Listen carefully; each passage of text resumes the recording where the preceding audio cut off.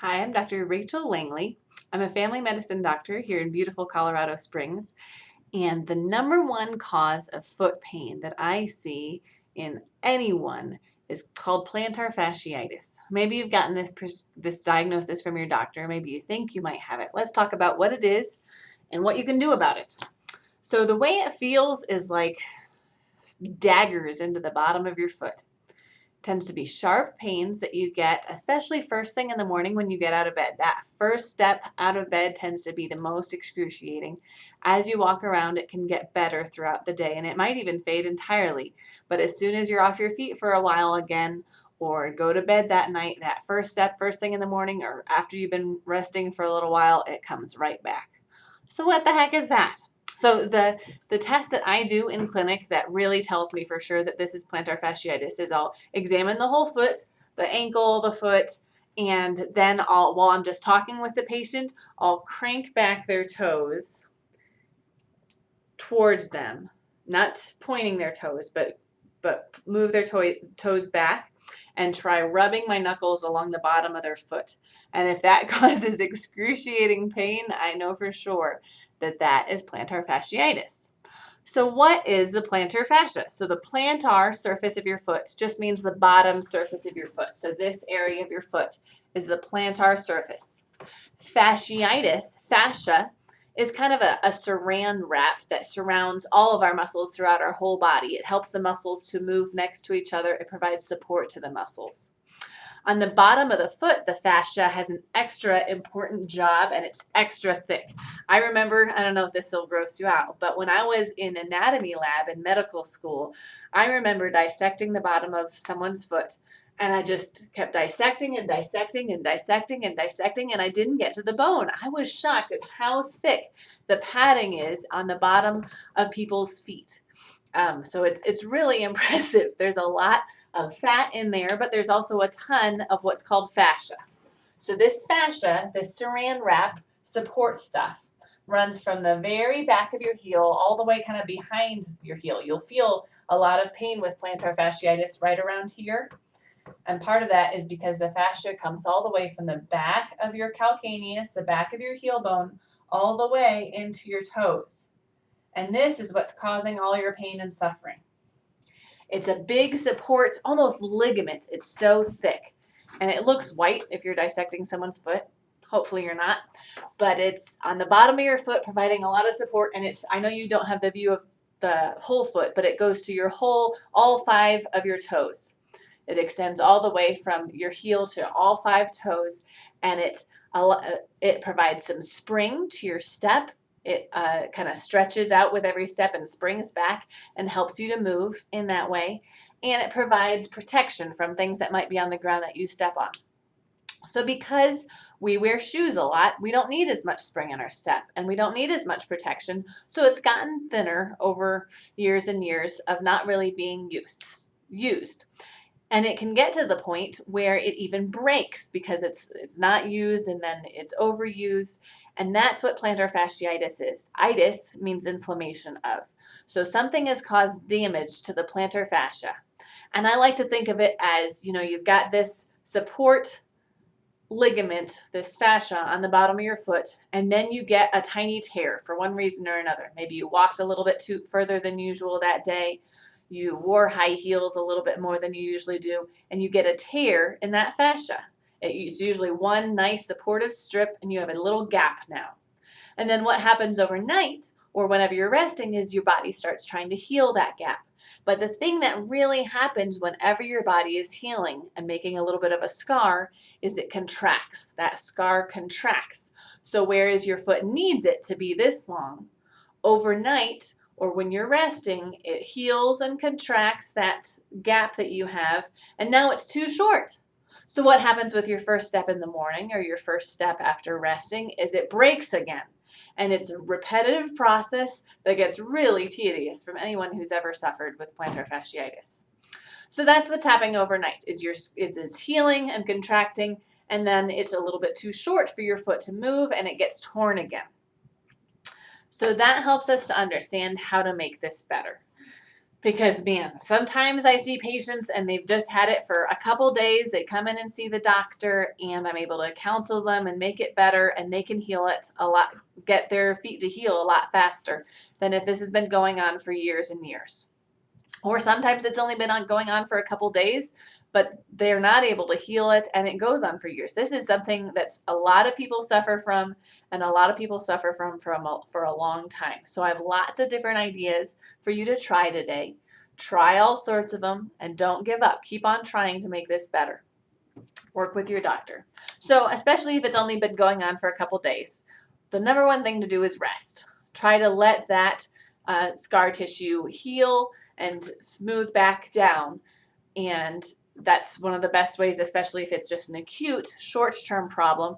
Rest it and apply ice to it. Allow the cooling of the ice to encourage the inflammation to go away and for it to smooth down as it heals. One of my favorite things to do is to take a water bottle. I don't have a water bottle on my desk, sorry. But take a water bottle, a plastic water bottle, stick it in the freezer so it's rock solid, and then rub your foot over it. It's a combination of massage as well as the cooling ice to fight the inflammation. That massage, as you can imagine, will help break down that scar tissue. So instead of it being overlapped and scarred and short, it'll help smooth it out to be the right length along the bottom of your foot, as well as combating the inflammation. So that's one of my favorites. Ice massage with a water bottle, perfect. And you can apply as much pressure as you can handle, but not too much, and roll it across the floor. Really outstanding way to treat this. Or just massage with your own hands. Target where the spot is on your foot and give it a massage with your thumbs. And another huge one that has to be part of your healing program is stretching. Your calves, your big old calf muscle, which is up here, has tendons that run right down here too. So stretching out your calf muscle is super important. Find a number of ways to stretch it. Stretch it on the edge of a stair. Stretch it like in a downward dog move from yoga. Stretch it leaning against a wall. Find lots of ways to stretch that calf, because that'll all target different areas of the calf and the Achilles tendon here in order to stretch that as well as the plantar fascia. You could, if it gets bad enough, some people will pursue steroid shots in the bottom of their foot. So it's a pretty painful procedure because the bottom of your foot is a sensitive area, but that steroid is a potent anti-inflammatory, so it can help the healing process as well. That's something that you should talk to your doctor about, obviously. Other things that can help, there's kinds of two lines of areas of thought, two ways that you could go. A lot of people treat their plantar fasciitis by supporting their foot as much as possible. So things like orthotics, which are arch supports that go inside your shoes, can be helpful, or to get new shoes in case the arch supports that exist in their shoes aren't there as much because they've worn down. So that's definitely a good way to go. But other people work on strengthening the bottom of their foot and find that that's the most helpful for them. So that's, people go as far as barefoot running, which forces the foot to go through all sorts of terrain and build up that bottom fascia, that support in their foot, that spring in their foot. And it's not an easy process, but building up those muscles can be helpful for the long term. And there's kind of in-between things to do as well that are great to do. So physical therapy, strengthening the bottom of your foot. How can you strengthen the bottom of your foot? What a weird thing to do. Anything that uses your toes is strengthening the bottom of your foot. So sometimes wearing flip-flops, you have to curl your toes with every step, and that can be helpful strengthening the bottom of your foot. But be careful, because the lack of support in flip-flops can also make the pain of your plantar fasciitis even worse. So see how it goes for you. It's not a perfect solution for everyone. Other people will take, another good idea for strengthening the bottom of your foot is taking, I like an ACE wrap, a long skinny bandage, or a towel's good too, and spread that across the floor and use just your toes to scooch the towel or ACE bandage close to you. If you can do a whole ACE bandage, that's a really good workout for you. Or just practice grabbing a towel and moving it somewhere with your toes. That's a really good toe exercise as well. Standing on the edge of a stair there's my stair and there's my toes, and using the bottom of your foot and your calf to go from down to up and down to up, doing heel raises. That can be good not only for your calf, but also for the bottom of your foot. Just make sure you're also matching that with a lot of stretching as well to make sure that you're not only working up the muscles, but stretching them out. And also balancing exercises are great for the bottoms of your feet. So stand on one foot, barefoot. It doesn't matter if it's a carpet or linoleum, whatever's less painful for your plantar fasciitis, but see how that goes. That way you can build up the small muscles throughout your foot that help with balancing. So there you have it. There's a number of things that you can try for your plantar fasciitis to make it better, but always make sure you're also sticking with the rest and ibuprofen, ice and massage and stretching. Those are the really important ones to make sure you're doing. As you feel better and start return to your activity, make sure that it's a nice slow return to the activity.